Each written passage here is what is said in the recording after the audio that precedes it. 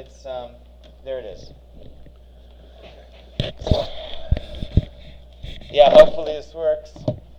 Welcome to our new mic. No, that's not the mic, that one. See red. Yeah, red line on top, guys. We are on air. Okay.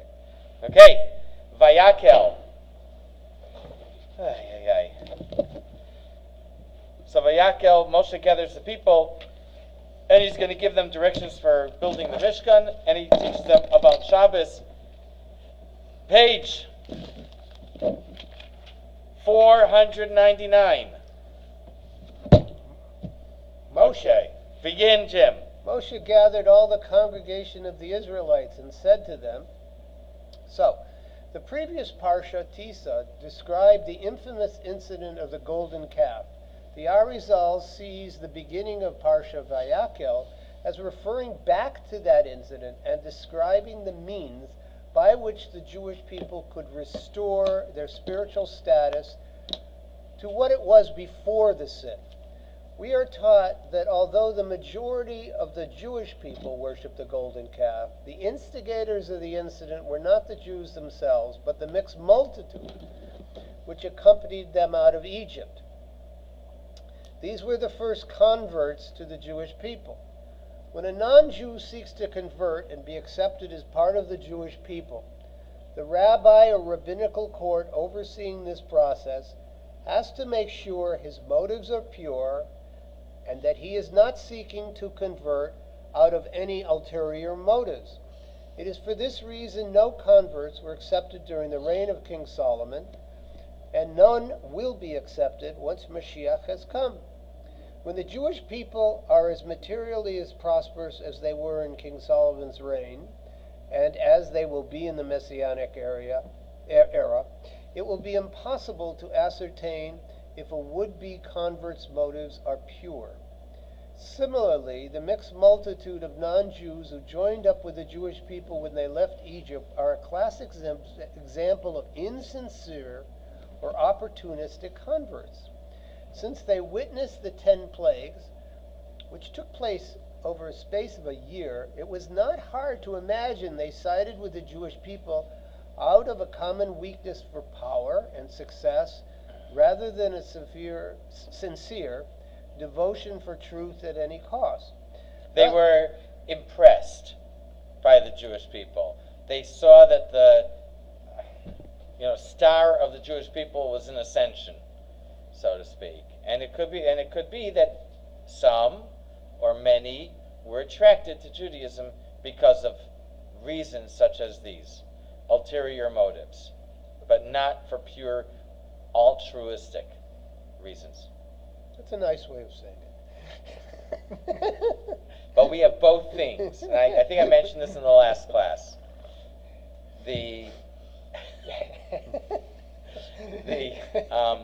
On the one hand, it says there's a statement by our rabbis how difficult converts are for the Jewish people, and on the other hand, that the reason for going into exile was to attract the converts.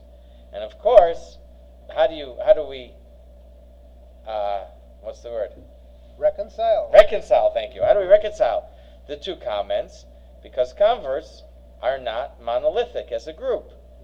And there are some, or perhaps we need to get those sparks one way or another. We go into exile, we free up the sparks. But on the other hand, the converts who are not altruistic, or the ones who don't stick with it, or bring in other ideas, do or could create problems. Yeah. The genuine converts have been contributory. Rabbi Akiva's Ruth, the whole strain. But we're talking about a multitude. It isn't just it's a multitude. I mean, the word is a lot of Erev Rav. Yeah. It's not just a few. It's a whole bunch. And as I think Rudy said, you're talking about people who were well within Egyptian upper ruling, the ruling class. You said it was the ruling class? He's talking about the ruling class. We're not just talking about the poor and the These weren't just schleppers. disenfranchised. We're talking about an upper level group. They're mixed. They're It's mixture. mixed, yeah. And not just Egyptians. Not just Egyptians, from whatever. Okay. Yeah. So, I think the word mixed multitude, or that word is an expressive. It's very expressive in and of itself. Multitude and mixed. It's an unusual. It's an unusual term. It's an unusual term in Hebrew. Very unusual. And it doesn't really appear much more thereafter. Rav is a lot, or a great number. We do find that. And that's common. Erev Rav. Erev Rav, a great mixture, might be a more accurate translation. Erev Rav, a great mixture. If we didn't have the translation, I don't think I would understand on my own. Excuse me.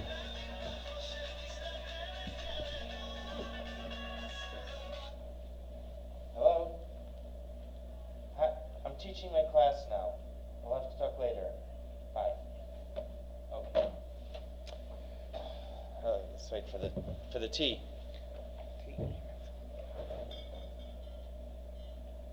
That's All right. yeah, in other words, here's part of the problem.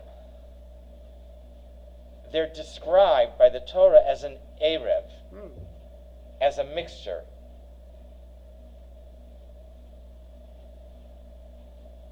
Here, they're described by the Torah as an Erev, as a mixture. That itself is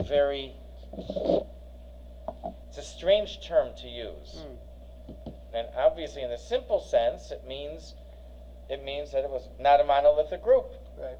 You had some Egyptians, you had some Canaanites, stalactites, stalagmites, all the other mites, whatever. That's why I think you can look at it in class as well, in a class term, upper, lowers. Yeah, certainly. So the Torah describes them as a mixture, Perhaps you couldn't describe them with any other word. Heterogeneous. Yes. Yes. Okay. Thus, when the going started to get rough, the weakness of these people's commitment was exposed in great relief. Moshe was not coming down from the mountain.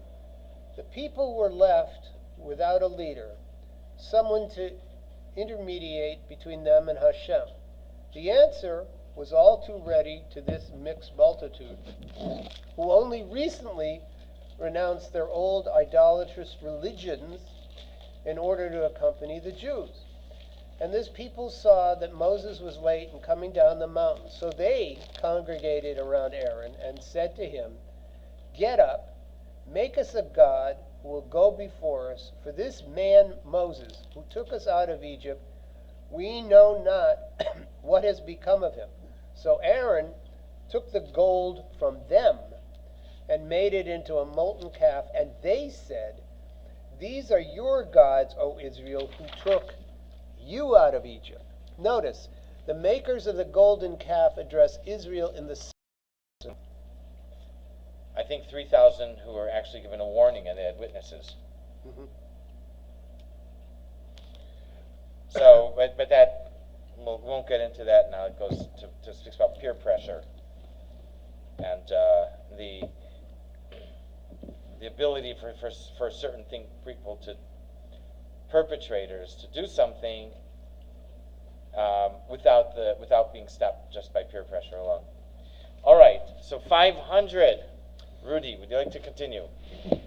Since both Moses and the generation of the desert were on the spiritual level of Yesod Abba, Moses had to congregate them and gather them to him in order that they return to their source. and become part of him. In this way,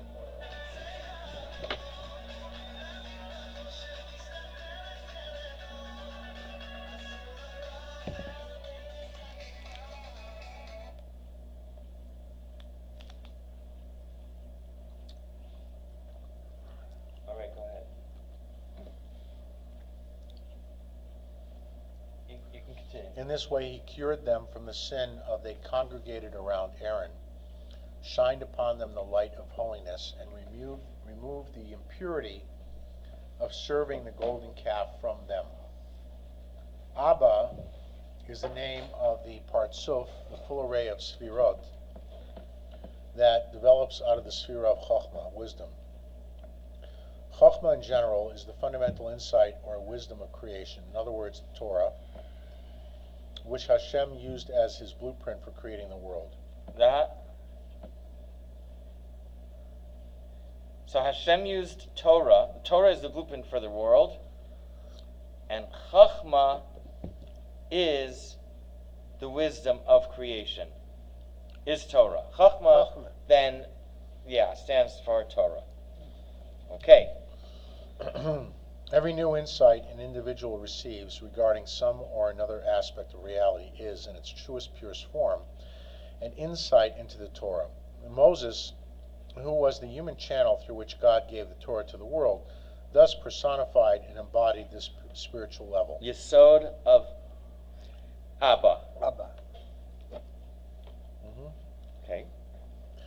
In particular, the Arizal says Moses personified the sub-sphera of Yesod of Abba. Yesod is the sphera of connection and transmission. All the preceding sphirot coalesce in it and are channeled through it. In the correspondence that exists between the sphirot and the body, Yesod corresponds to the organs of procreation. Since the generation of the Exodus were the pupils of Moses and the original recipients of the Torah, they were also elevated to this profound level of consciousness. Thus, in the Talmud, this generation is referred to as the generation of knowledge. The one I could point out that people's perception, the general popular perception of the generation of the desert were people who caused one problem after another, who looked for trouble, who complained, and who kvetched. Yet, imagine what? No, I mean, they sat around studying all the time. The spies, there's a big point about the spies in this week's Parsha that they really just wanted to not get into the mundane world. They wanted to stay and have manna come and learn and be on a spiritual plane and not be in the world as Hashem really wants us to do. So, they were deeply spiritual. They experienced all these miracles. They saw unbelievable things. They Matan Torah, the sea dividing. They experienced with their own eyes and ears Hashem's presence in so many ways. Clouds, coming before. Yeah. I think it's very clear that they were a generation of knowledge, not necessarily a generation of following the will of Hashem, but a generation of knowledge. Well, in general, we could say that they followed. That they did follow. Yeah. You talk. Okay, what happened in the 20th century? You start talking about a World War I, World War II, 2 atom bombs, and so on. You say, gee, it was a real rough time. Well, we had that. We had other things too. The everyday life that we don't talk about. The invention of penicillin, discovery of penicillin. Yeah. But anyways, it's all that we don't talk about. So these are just what's written in the Torah are the nitpicks. Yeah, no, they complain. And it's very easy to see that by reading the Torah that this is what the people were about. But you realize also the Torah skips about 38 years from the time from Korach until Miriam died. Miriam died at the end of the 39th year. Yeah. 39 years after they left Egypt. So for those, it's about 38 years that the Torah doesn't write anything. So it's missing all that. So the fact is, they were on a very high level, and these were the What's the reason for that? For what? For skipping 37 years, 39 years? Nothing eventful happened. They had to die out. Yeah, but nothing eventful happened. There were no problems for 38 years. There was no Korach. People didn't complain. They didn't send scouts. That was all. See, I'm getting resistance. They were on good behavior for 30. All of a sudden, they were on good behavior. So for that's my 39 point. years. Yes, that's my point. How does that make sense? I'll tell you how. Because these problems themselves were anomalies. These problems were not the rule. These problems were unusual. Well, maybe it's the other side of the coin. Maybe Hashem did not want to give them any credence because they'd sinned. They had to die out, like Jim just said. I mean, Yeah, but nothing happened there that was worth mentioning. I mean, Until then, you read the stories during the first about the golden calf. They complained about that there was no water, and the golden calf. They complained about there was no man, and they decided to send the scouts. They also in last week's parsha where they complained, and Miriam told Lashon Hara about Moshe, and so on. Yeah. That happened So they went from until being the spies. rabble rousers to being good little boys and girls. That's the point. They Doesn't weren't seem- rabble rousers. doesn't seem These plausible. were small groups. These were minorities, and these were the exceptions. I mean, you have Korach still coming and giving knowledge of how to ensnare the Jewish people. So Pinchas has to go and stab. No. No? Korach? Korach. Who? Two different stories. But who? Not Korach. Balaam. You have Balaam, rather, not Korach. I'm mixing that up. But Balaam still giving knowledge. Okay. Right, about how to ensnare the Jewish people. Okay. That was right, after Aaron died. After Aaron died. That was the 40th year in the desert. Oh, okay. All right. But that was a whole purification and all Yes, that but that was the last. all right. So 6 time-wise, months. I see what you're saying now. Okay. So they And acted up in the last year. So the last year. That problem. Yeah, that problem was When they were a big. ensnared There was a big problem by the Midianites. by the girls. by Balaam's influence. But there's another issue here. There's another thing. Not Korach. I mean, that was Balaam. And that is, what is the point of the book? What is this book? The book being the Torah The Bamidbar. of Bamidbar. What is a main idea of the book of Bamidbar? And I'll tell you my understanding. It's not official. Someone can have a different idea than me. But my understanding is that Bamidbar is about how and why we got stuck in the desert. I don't know if you were in Shul last night. Last week it was. You weren't here. The plan was to go to Mount Sinai and get the Torah. That was 7 weeks.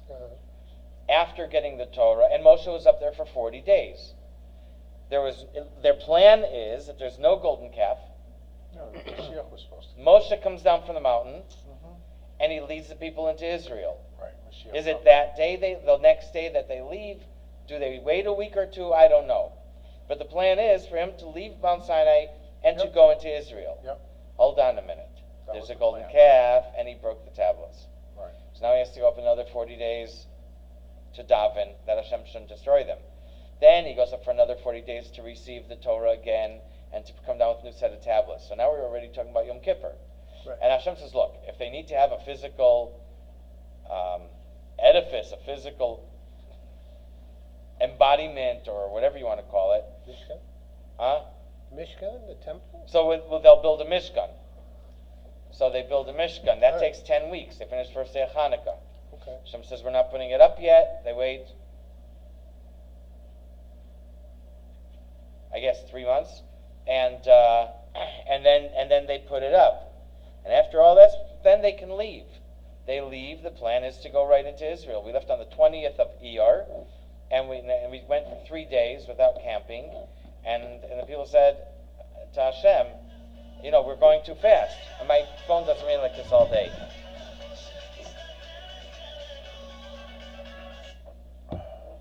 Hello?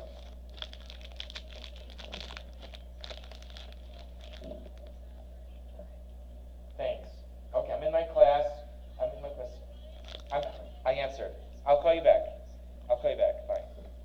Let me just send you a text. Sorry. So. Okay, so this week's So parsha. what's the point? The point is how and why we got stuck in the desert. Okay. Okay, so it tells us a story of how we why we got stuck in the desert. Okay. And the 38 years is not essential to that story.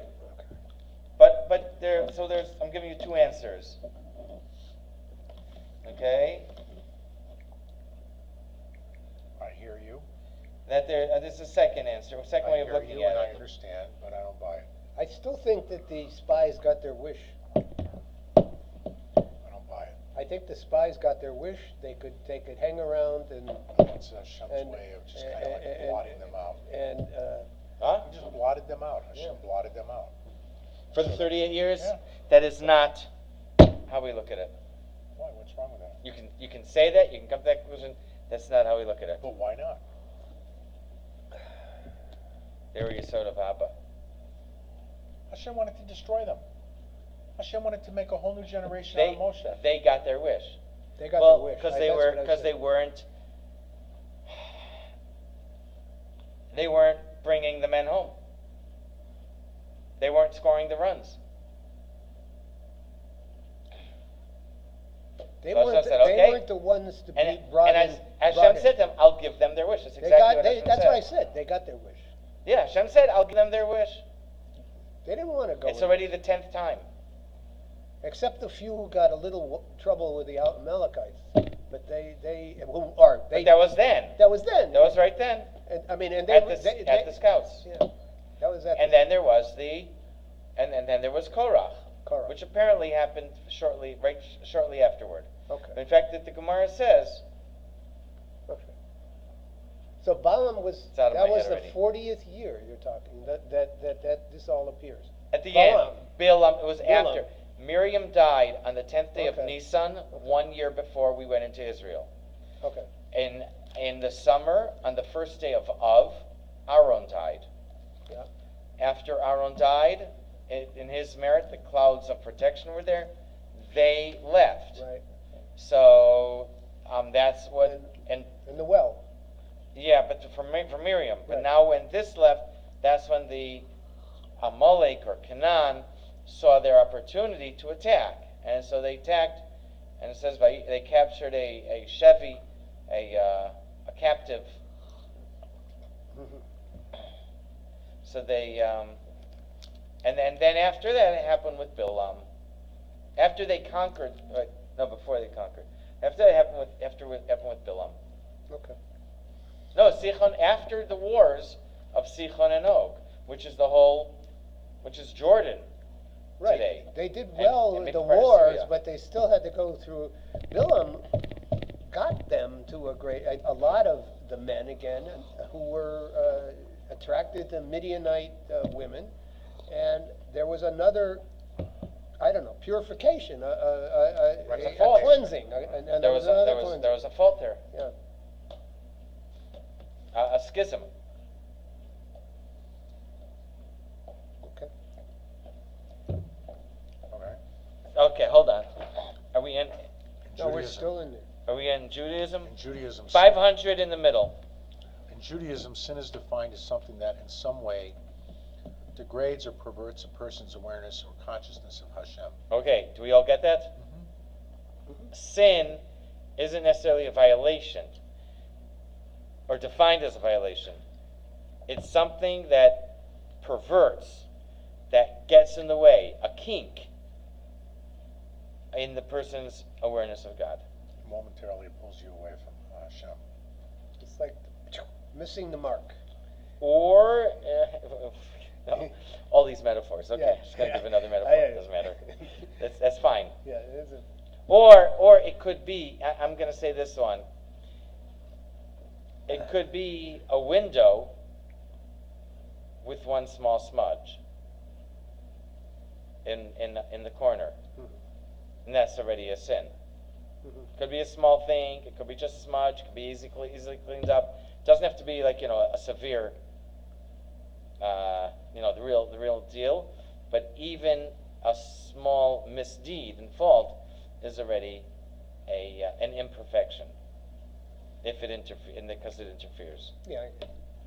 With the consciousness of God. Okay. That's contrary to what even the Rebbe said. The Rebbe said that the Jews aren't sinners.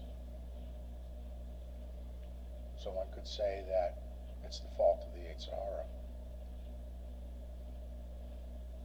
The Yetzer Hara overcomes you, overtakes you. I think Let's leave that for another time. I think We're that's not sinners. I think that's We are sinners. The godly soul. If a person sins, they're a sinner. It's not the animal soul that we are. We are the animal soul too.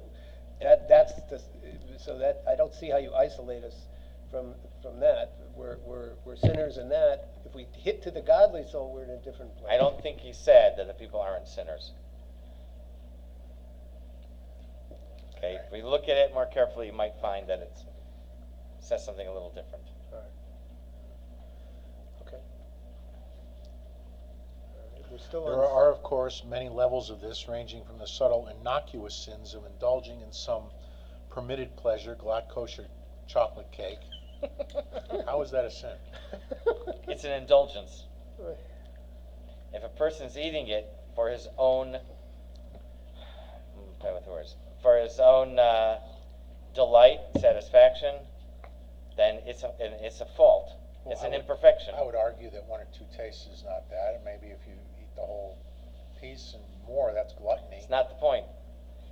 In a perfect world, eating should be for the service of God. If you're eating it because it's part of, let's say, a wedding celebration, or You're reading it.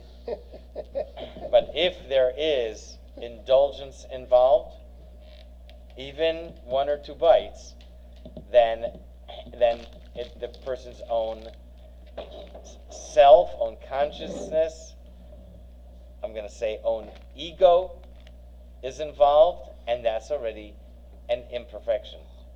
It's a very, very subtle level. Now, what you didn't ask, guys, is why would the chocolate cake be fleshek? Because glatt refers to meat. I mean, how That was would have been thinking the that question myself. to ask. Okay. Well, I was thinking that myself. I know. How could it How do be you have a glatt? glatt kosher How chocolate could cake? it be glatt? I couldn't All figure right. that one out, but that's all different. You're going to Okay. use chicken fat with it? I don't Use know. chicken fat in the chocolate Chicken cake. fat. To the out-and-out overt sins which incur serious punishments. Their common denominator, however, is that to a greater or lesser extent, they all involve being overpowered by the temporary insanity or heresy that God doesn't care, or doesn't notice, or doesn't exist. The law of inertia dictates that innocuous trespasses can very easily degenerate into bona fide sins. Elsewhere it explains that anything which is not godly is interferes or it already has the person's own sense of self. In a perfect world, Hashem's presence should be all pervasive. That should be a person's consciousness all day, that everything in the world is godliness. And a person's every action, every thought, and so on, should be in sync, should be congruent, aligned with an awareness that Hashem's presence is omni, that Hashem is omnipresent, that Hashem is pervasive throughout creation.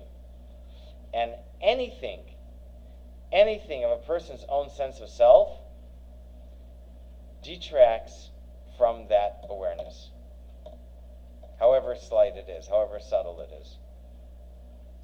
And I say, in a perfect world. I mean, The point of that is what? What's the point of saying that, because then we'd all be robots. Yeah, I'm not for myself. I mean, then Who what's am the I? whole this point- is- what's the whole point If of I'm tshuva only then? for myself, what am I? What's the whole point of tshuva? I'm just doing a little perky about here. I don't. I'm probably not being clear. Okay. But the fact is that everything in the world is really godliness. It's hidden from us. We don't see it. Okay, that's a different story. Ideally, we should live our lives as if we're aware of that. How everything in the world. Sin, What? and never sin. Ideally, yeah. Really never sin. But that's contrary to the whole reason of being here. I mean, No, that would because do away well, with there's so many tenets of Judaism. You wouldn't need tshuva. there are two ways of you wouldn't looking need at it. korbanos, you wouldn't need. There are different ways of looking at it. There are different ways, but in one way, I mean, if you're talking about perfection, then that's a different story. in one way, where a person has an urge to do something for himself, or an urge to do the wrong thing or a thing for himself, and the person overcomes that urge, and lives the godly and does the godly thing, and then that is the person is struggling. The person overcomes the urge. That's creation. That's the purpose of creation. To deal with adversity and overcome adversity to godliness and overcome it within himself. Okay? It's really probably a different discussion than what we're talking about here. Here, what we're saying is that that ideally a person should be aware at all times that the world is godliness, and the fact is that any deviation from that, the person's already the ego is already involved, and however small, however subtle, it could be 0.00001%, but even that is a stain, is an imperfection. And that's why I use the example of the smudge. It might be a small smudge. It might be that you might not notice it. It might be that it only is picked up with an infrared light or something. But it is an imperfection. It's less than the ideal, less than perfection. And when we're talking about godliness, godliness is everything. Okay, that's why I use that subtle example, and that's why I don't like to use the word sin. Sometimes you can say the word misdeed, or imperfection. Okay, let's go ahead. Such was the case with the sin of the golden calf.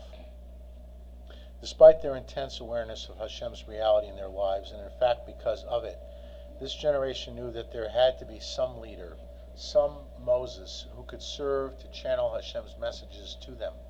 When he did not return from the mountain at the appointed time, the thought of continuing without such a medium was intolerable. Instead of relying on God's providence, they relied on their own understanding. They had in fact miscalculated the day of Moses' return. The subtle lack of reliance degenerated into the full-blown sin of idolatry, since both are just different degrees of denying Hashem's presence in one's life. The subtle lack of reliance? Okay. All right. Moshe said he'd come back at the end of, on the 40th day. He meant starting from the next morning. They counted from the day he went up. Mm-hmm. And so they were off by a day.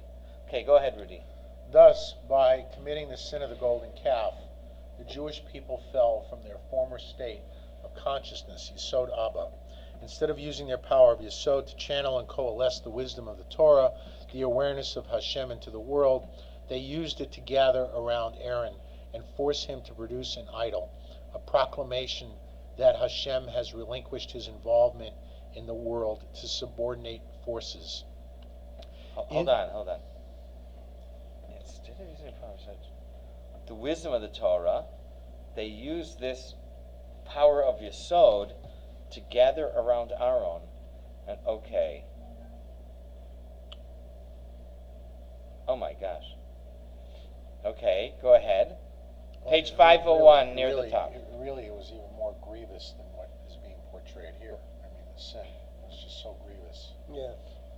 Because when you think about it, when you think about what Hashem did for Bnei Israel and what he did to the kingdom of Egypt and how he turned the world upside down and demonstrated miracles that we have never seen before and probably won't for some time.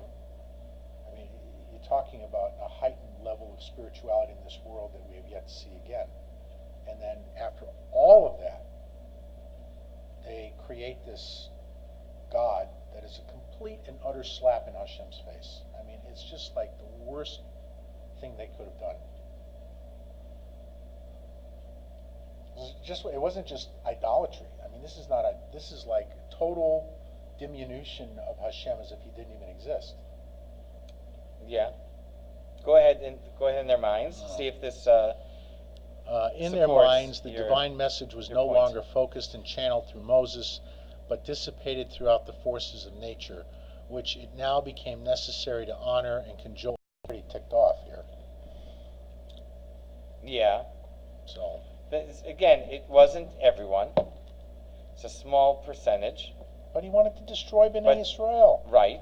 He referred to them. He referred to them to Moses, your people. He completely They didn't cut stop off it. his relationship. Those who didn't participate didn't He stop could it. have stopped it. This is That's my part of the question for problem. the last 20 years. Why Aaron did not use, and I talked about this over Shabbos even, or last week during Shavuos. I know- Why Aaron did not use the power of his office to stop this. Even There's though Hur was put to death. Yeah, He's the second most powerful man in the world. why the Jewish people, not just the 3,000? Right. Why didn't they stop it? Exactly. That's where I've always been. This is- That's this where is I've Could be always filled in been. step. This is Possible like they the eternal didn't- question. It could be they didn't know what was going on. What do you mean I they mean, didn't they know got- what was going on? they- they were sitting- they there's were all- learning. Going around with a plate grabbing the women. They were in have a big show. cauldron. There's all this- How many there's- people? there's- They were studying. They were learning Torah. They're committing sexual in Yeah, all public kinds and of all stuff things. was going on. They're rabble rousing. They're noisy. A hooting and a hollering. And they're hollering. That's what I'm No, talking really, about. I mean, think about it. In all seriousness, think about I it. am, and Think this is about the it. thing. This is like the Could eternal be. question. Could be that many people weren't aware what was going on. From the other side is that peer pressure is very strong. And we find a theme a few places in the Torah, and a few events such as this, where peer pressure alone should have prevented this from happening. It should have been out of the question. And A non sequitur. yes, and I guess so. And what Hashem's saying is, not that I'm upset with everyone, and this is again this one thought, not to negate anything, because it's another way of looking at it, that Hashem's saying, okay, let's say it was 1% of the people. Let's say 10 or 20% knew about it and didn't stop them. But as a whole, it should have been out of the question. The people who did it should have thought, you know what, we can't do this. This isn't for us. It's out of the question. The fact that they didn't means that the Jewish people as a whole are faulty as a group. And so Hashem, and it's because of this that Hashem wants to say, you know what, let's start over. Let's get rid of this group. Let's get rid of these people and start over.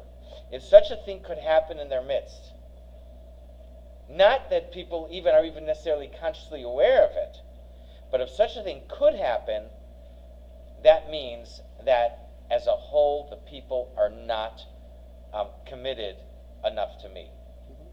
And that's why he wants to start over.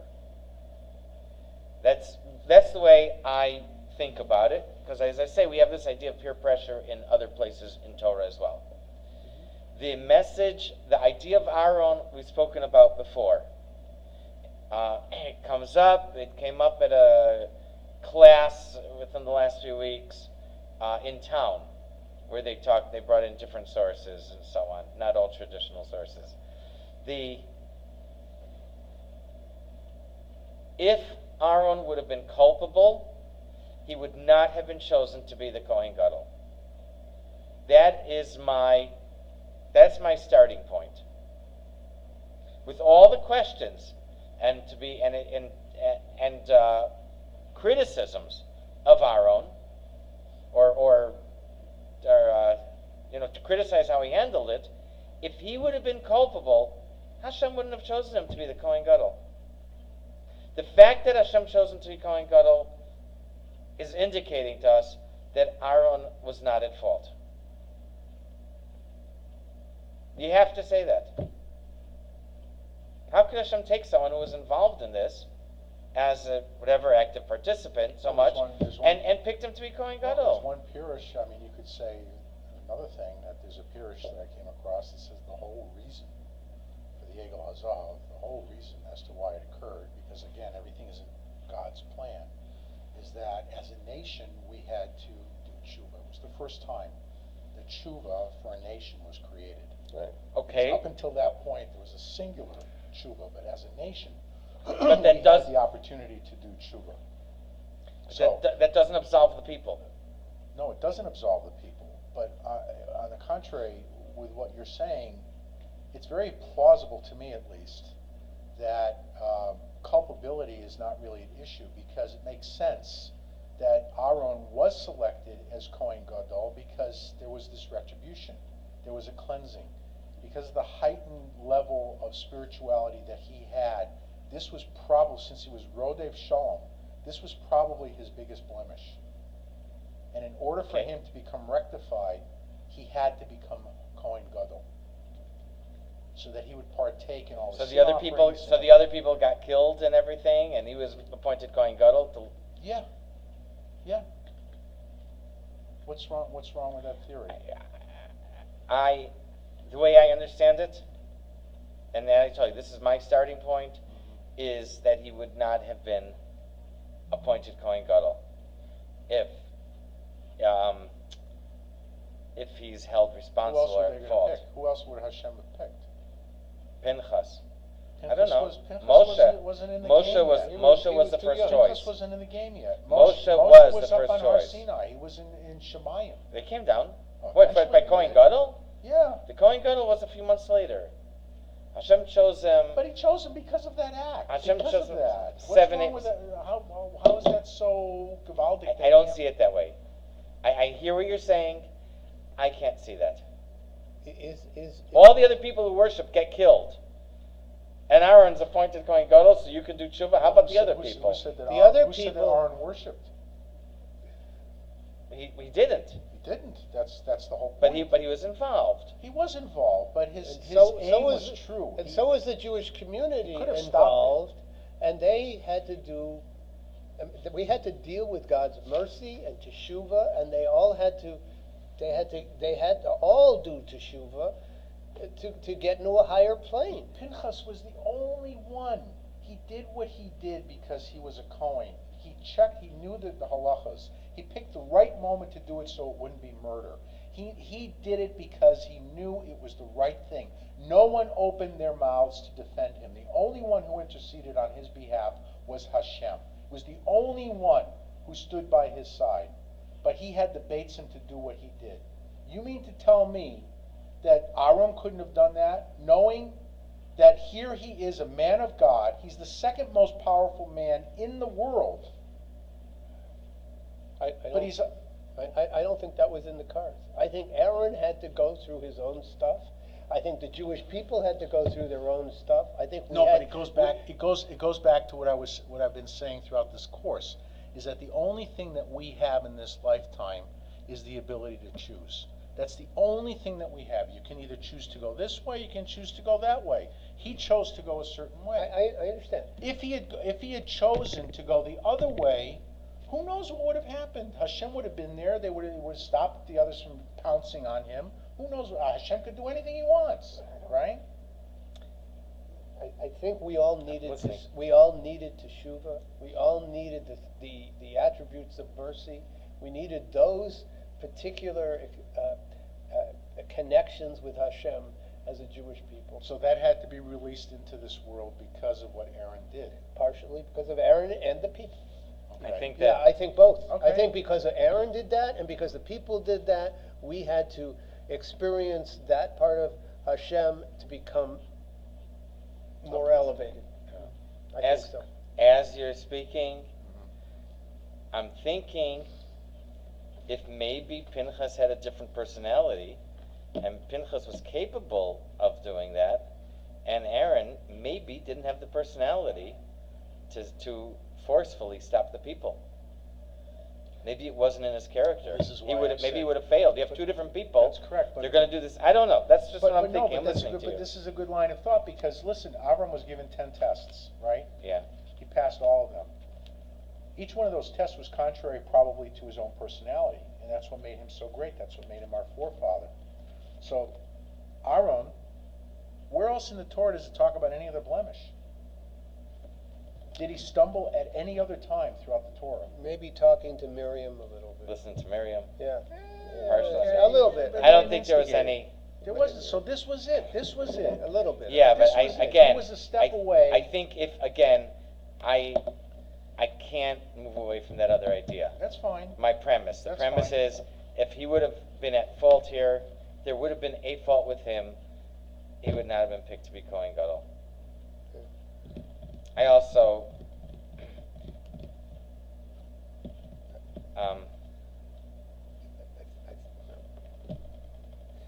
I think you had to. There's other I'd say things. you have to naturally go through the process. Aaron had to do this.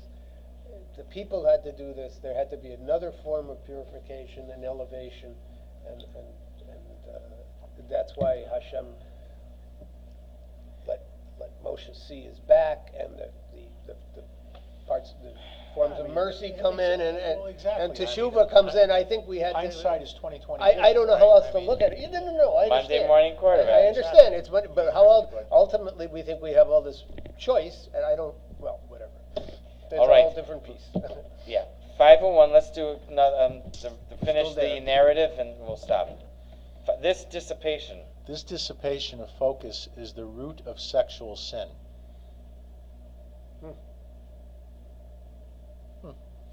In which a person spreads his creative power in many directions instead of focusing it into one consecrated channel. Instead of using his creativity to build and strengthen a family, a setting through which the consciousness of divinity can be increased on earth, he diffuses it into nature, following the deception of fulfillment offered by the temporary thrill. We are thus taught that the worship of the golden calf involved not only idolatry but an orgy as well. The cure, of course, is to regather the spiritual focus back to where it belongs, to Moses, the legitimate channel of divine energy and wisdom into creation. Okay. Wow. So we'll stop here for the week. We thank all of you in radio and TV land for listening. We'll check it out, Bye. and we'll see if it worked this week.